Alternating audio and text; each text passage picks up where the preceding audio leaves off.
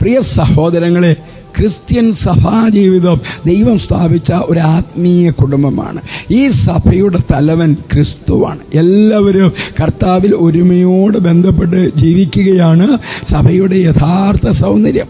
1 തിമോത്തിയോസിന്റെ ലേഖനം 3-ാം അധ്യായം 15-ാമത്തെ വാക്യം, താമസിച്ചു പോയാലോ സത്യത്തിന്റെ തൂണും അടിസ്ഥാനമുള്ളതുമായി ജീവനുള്ള ദൈവത്തിന്റെ സഭയാകുന്ന ദേവാലയത്തിൽ നടക്കേണ്ടത് എങ്ങനെയെന്ന് നീ അറിയേണ്ടതിന് ഇത് എഴുതുന്നു. സഭയിലെ ഓരോ അംഗത്തിനും ദൈവം ആത്മീയ വരങ്ങൾ നൽകിയിരിക്കുന്നു.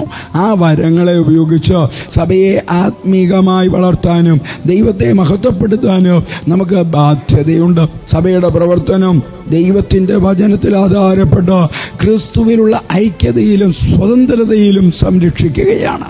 ഓരോ അംഗവും ആത്മീയ ഉത്തരവാദിത്വത്തോടെയും പങ്കാളിത്തത്തോടെയും സഭയുടെ ശക്തിക്കും വളർച്ചയ്ക്കും വേണ്ടി പ്രവർത്തിക്കണം.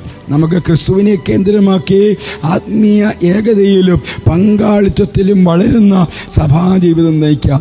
ദൈവം നൽകുന്ന കൃപയിൽ ഉറപ്പോടെ മുന്നോട്ട് പോകാം. ക്രിസ്തുയേശുവിലൂടെ നിത്യതയ്ക്കാവുന്ന ഒരു നല്ല ദിവസം ആശംസിക്കുന്നു.